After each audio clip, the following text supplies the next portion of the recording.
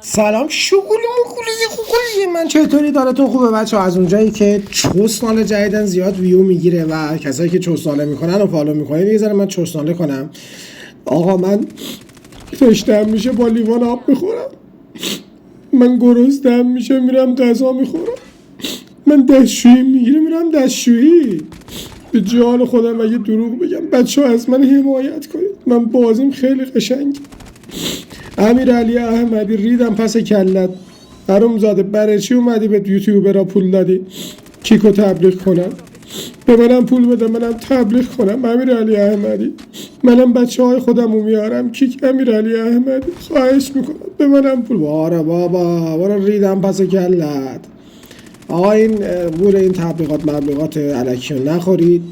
یوتیوب کلا شاید 20% اینا کم کرده درآمده، خب ولی اینا تبلیغاتیه که شما رو بکشن ببرن کیک مال کیه؟ مال امیرعلی احمدیه و یه جورایی هم وصله به نظر من گول اینجور چسناله ها رو نخورید. دمتون گرم.